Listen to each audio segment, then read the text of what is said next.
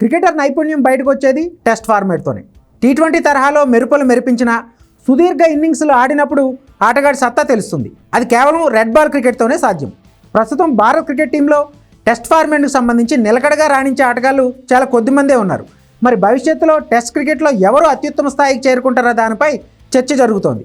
తాజాగా దీనిపై మాజీ కెప్టెన్ సౌరవ్ గంగూలీ స్పందించాడు. టెస్ట్ ఫార్మాట్లో గ్రేటెస్ట్ ఆఫ్ ఆల్ టైమ్ స్థాయికి చేరుకునే సత్తా వికెట్ కీపర్ రిషబ్ పంత్కు ఉందని దాదా వ్యాఖ్యానించాడు. అతను జట్టులోకి తిరిగి వచ్చినందుకు తనకేమీ ఆశ్చర్యం లేదన్నాడు. పంత్ అత్యుత్తమ క్రికెటర్గా ఎదగాలంటే ఇదే ఆట తీరును కొనసాగించాలని దాదా సూచించాడు. అలాగే పరిమిత ఓవర్ల ఫార్మేట్లో అతను ఆటను మరింత మెరుగుపరుచుకోవాలని చెప్పాడు. పంత్కు ఉన్న ప్రతిభతో ఖచ్చితంగా గ్రేటెస్ట్ క్రికెటర్ అవుతాడని గంగూలీ జోస్యం చెప్పాడు.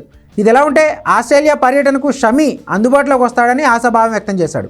కంగారులతో టెస్ట్ సిరీస్ కోసం తాను కూడా ఆసక్తికరంగా ఎదురుచూస్తున్నట్టు చెప్పిన దాదా భారత్ జట్టుకు బోర్డర్ గవస్కర్ ట్రోఫీ అసలైన సవాల్గా ఉంటుందని అంచనా వేశాడు.